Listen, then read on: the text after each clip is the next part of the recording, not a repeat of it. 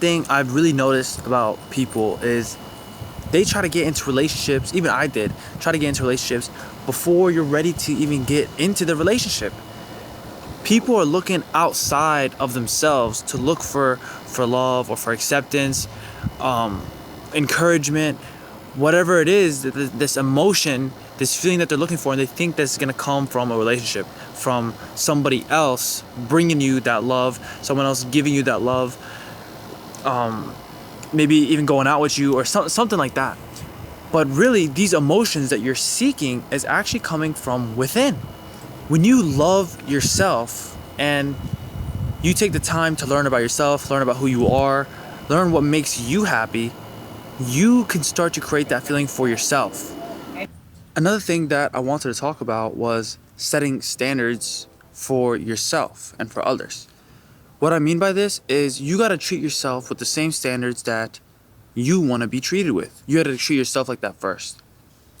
You need to be able to give yourself the love that you're looking from others, or that you want others to treat you with, or you need to do that for yourself first. You need to be able to, one, start talking nicely to yourself in your own thoughts, in your own mind, and we'll get to why this is so important later.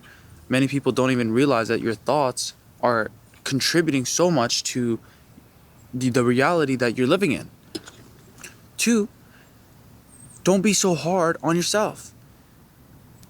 You may realize that the thoughts that you're saying, if you start paying attention to all the thoughts that you say throughout the day, you're going to see that a lot of the thoughts may not be actually beneficial to your daily life. You're going to be saying stuff that to yourself like, oh, you're not so good, or this was an awful thing that you did, or even just continuously remembering the past. You may do something and that will reaffirm how you feel from something of the past. Let's say you've done something that made you feel shameful, or someone has made you feel shameful. So anytime you do something and you do it wrong, then you're always reminding yourself of that shameful feeling. You're always trying to resummon those feelings. And I'm gonna tell you why. That's because your body is always trying to maintain homeostasis. Even if we could even relate this to physics, like, what is it, Newton's something law of motion? Whatever is in motion stays in motion, right? So it's easier for something to stay on the same path than it is for something to change course. If a car is rolling and there's no brakes, there's no like friction, there's no air to stop it, it just keeps rolling, it's gonna keep rolling forever. You have to put force, you have to put some kind of force, something has to stop it. I gotta go in front of that car and push it, or I gotta pull that car back, whatever. The point is, whatever's in motion wants to stay in motion, and that's the same with your body. If you're constantly addicted, you're basically addicted to the chemicals that you're feeling on a constant daily basis because of the thoughts that you are thinking. So if you're constantly addicted to feeling shameful, or feeling hated, or feeling depressed, then it's gonna be hard for you to get out of those feelings without the awareness. I have 2 meditations in my Patreon, audios and videos, of meditations that allow you to bring your focus onto the body. So now you should be able to think, why are we putting our attention back on the body?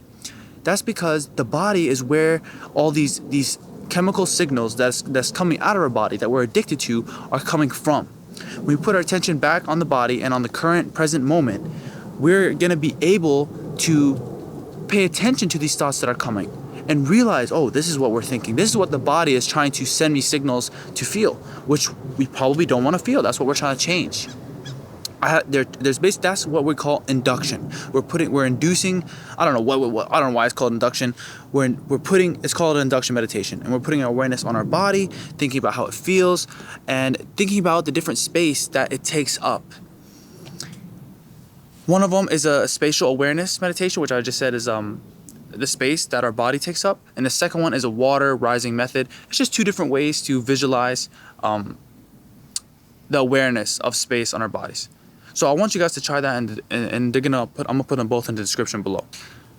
And the last thing that we're gonna talk about in today's video is how setting standards for yourself and treating yourself with those standards will start to affect how others treat you. And it's gonna start, by the way, when you start doing all this different changing with meditation and understanding your body and listening to yourself and becoming more accepting of yourself, loving yourself, like I said, setting those standards, the same people who you're around might not be around anymore.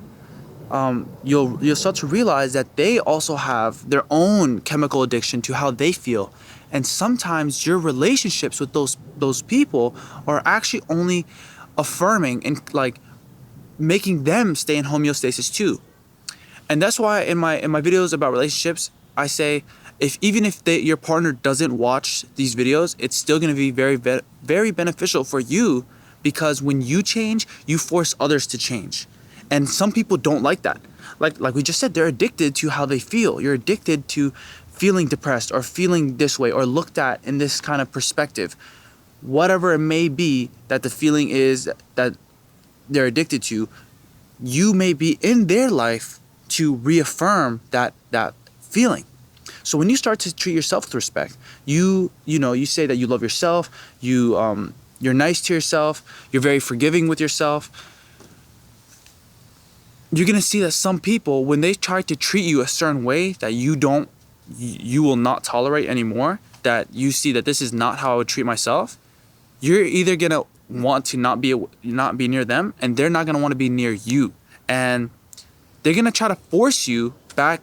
Not like intentionally. They're not doing this intentionally. They're not gonna say, oh, you know what? Oh, they want to be different. I'm gonna put them back in their place. No, they're unintentionally going to try to convince you to go back to your old self, because your old self is what made them stay in their same habitual self. I hope this has brought you some understanding. I want you to put your comments below. Let me know what you're thinking about this, and if this even makes sense to you. Maybe it doesn't. This video had no script. I just had a bunch of stuff that I was reading, so I just wanted to put all that out there today. Anyway, thank you for joining me on my Patreon. The link is down in the description below. You can join for free, get a free membership, and you're gonna get some additional stuff in the future, and it just supports me. Thank you for watching.